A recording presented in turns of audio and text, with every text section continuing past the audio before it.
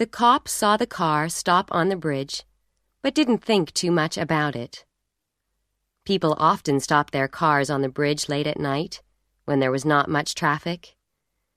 The bridge was over the deep river that cut the city neatly in two, and the center of the bridge provided the best view of the city. Suicides liked the bridge too. The cop didn't think of that until he saw the man get out of the car, walk slowly along the footpath at the edge, and put a hand on the rail. There was something about that lonely figure, something about the grayness of the night, the fog coming off the river. The cop looked at him and swore, and wondered if he could get to him in time. He didn't want to shout or blow his whistle, because he knew what shock or surprise could do to a probable suicide. Then the man lit a cigarette, and the cop knew he had time. They always smoked all of that last cigarette before they went over the edge. When the cop was within 10 yards of him, the man turned, gave a slight jump, then nodded, as if accepting that the moment had passed. He appeared to be in his middle 30s, tall, with a long, narrow face and thick black eyebrows. "Looking at the city," said the cop. "I saw you here, and I thought I'd come and have a talk with you. It can get lonely at this hour of the night." He patted his pockets, pretending to look for his cigarettes, and not finding them. "Got a spare cigarette on you?" he asked. The man gave him a cigarette and lit it for him. The cop thanked the man and looked out at the city. "Looks pretty from here," he said. "Makes a man feel at peace with himself." "It hasn't had that effect on me," the man said.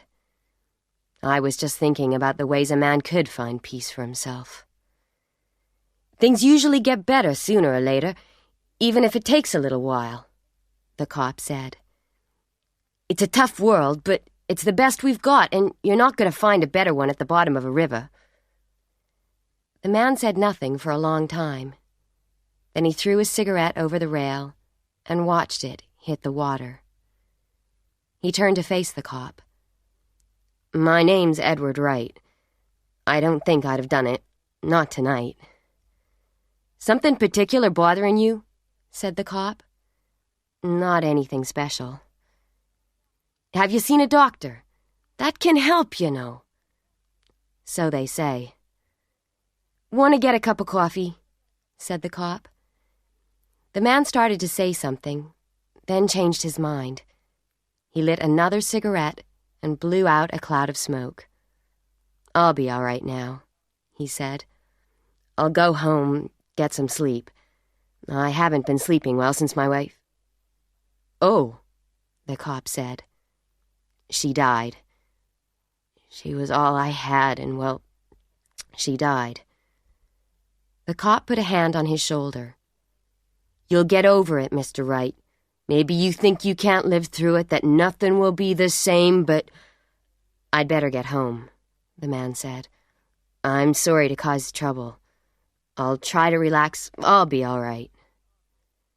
The cop watched him drive away and wondered if he should have taken him into the police station. But if you started taking in everyone who thought about suicide, you'd never stop. He went back towards the other side of the bridge. When he reached it, he took out his notebook and wrote down the name, Edward Wright. So he would remember what the man meant. He added, "Big eyebrows, wife dead, thought about jumping." The psychiatrist stroked his pointed beard and looked at the patient. "No longer worth living," the man was saying. "I almost killed myself the night before last. I almost jumped from the Morrissey Bridge. And a policeman came along. I wouldn't have jumped anyway. Why not? I don't know." The endless talk of patient and doctor went on. Sometimes the doctor went through a whole hour without thinking at all. making automatic replies, but not really hearing a word that was said to him. I wonder, he thought, whether I do these people any good at all. Perhaps they only want to talk and need a listener. He listened next to a dream. Almost all his patients told him their dreams, which annoyed the psychiatrist, who never remembered having a dream of his own. He listened to this dream, glancing now and then at his watch, and wishing the hour would end. The dream, he knew, indicated a decreasing wish to live, a development of the death wish, and a desire for suicide that was prevented only by fear. But for how long? Another dream. The psychiatrist closed his eyes and stopped listening. 5 more minutes, he told himself, and then this fool would leave. The doctor looked at the man, saw the heavy eyebrows, the expression of guilt and fear. "I have to have my stomach pumped, doctor," the man said.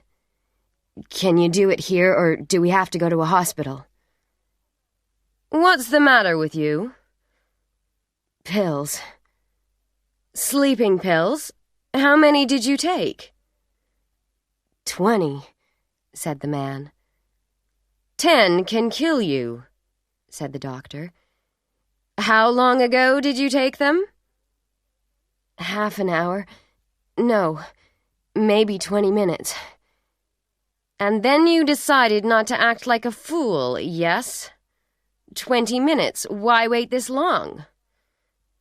I tried to make myself sick. Couldn't do it. Well, we'll try the stomach pump, the doctor said. It was very unpleasant. But finally the doctor said, You'll live. Thank you, doctor. Don't thank me. I'll have to report this. I wish you wouldn't. I'm under a psychiatrist's care. It was more an accident than anything else, really. The doctor raised his eyebrows. 20 pills? You'd better pay me now. I can't risk sending bills to people who may be suicides. This is a fine gun for the price, the clerk said. But for just a few dollars more... No, this will be satisfactory. I'll need a box of bullets. The clerk gave him a box. Or 3 boxes for... Just the one. The shopkeeper opened a book. You'll have to sign there to keep the law happy. He checked the signature when the man had finished writing. I'm supposed to see something to identify you, Mr. Wright. Can I see your driver's license? He checked the license, compared the signatures, and wrote down the license number. Thank you, said the man. Thank you, Mr. Wright. I think you'll get a lot of use out of that gun. I'm sure I will. At 9 o'clock that night, Edward Wright heard his back doorbell ring. He walked downstairs, glass in hand, finished his drink, and went to the door. He was a tall man with thick black eyebrows. He looked outside, recognized his visitor, and opened the door. His visitor put a gun in Edward Wright's stomach. Mark? Invite me in, the man said. It's cold out here. Mark, I don't... Inside. In the living room, Edward Wright stared at the gun and knew that he was going to die. You killed her, Ed, the visitor said. She wanted a divorce. You couldn't let her have that, could you? I told her it was dangerous to tell you that you were nothing but an animal. I told her to run away with me and forget you. But she wanted to do the right thing, and you killed her. You're crazy. You made it look like an accident, didn't you? How did you do it? Tell me, or this gun goes off. I hit her. Wright looked at the gun, then at the man. I hit her a few times. Then I threw her down the stairs. You can't go to the police with this. You know, they can't prove it, and they wouldn't believe it. We won't go to the police, the man said. I didn't go to them at the beginning. They didn't know of a motive for you, did they? I could have told them a motive, but I didn't go, Edward. Sit down at your desk. Take out a piece of paper and a pen. There's a message I want you to write. You can't. Right. I can't go on any longer. This time I won't fail. And sign your name. He put the gun against the back of Edward Wright's shaking head. You'll hang for it, Mark. Suicide, Edward. No one will believe I was a suicide. Note or no note. They won't believe it. Just write the note, Edward. Then I'll give you the gun and leave you to do what you must do. You just write the note. I don't want to kill you, Edward. I want you to write the note, and then I'll leave you here. Wright did not exactly believe him, but the gun at his head left him little choice. He wrote the note and signed his name. Turn round, Edward. He turned and stared. The man looked very different. He had put on false eyebrows and false hair, and he had done something to his eyes. Do you know who I look like now, Edward? I look like you. Not exactly like you, of course, but a good imitation of you. You've been pretending to be me? But why? You just told me you're not the suicidal type, Edward, but you'd be surprised at your recent behavior. There's a policeman who had to talk you out of jumping off the Morrissey Bridge. There's the psychiatrist who has been seeing you and hearing you talk about suicide. There's the doctor who had to pump your stomach this afternoon. It was most unpleasant. I was worried my false hair might slip, but it didn't. All those things you've been doing, Edward. Strange that you can't remember them. Do you remember buying this gun this afternoon? You did, you know. Only an hour ago. You had to sign for it. Had to show your driver's license, too. How did you get my driver's license? I didn't. I created it. The man laughed softly. It wouldn't fool a policeman, but no policeman saw it. It fooled the clerk, though. Not the suicidal type? All those people will swear you are, Edward. What about my friends, the people at the office? They'll all help. They'll start to remember your moods. I'm sure you've been acting very shocked and unhappy about her death. You had to play the part, didn't you? You should never have killed her, Edward. I loved her, even if you didn't.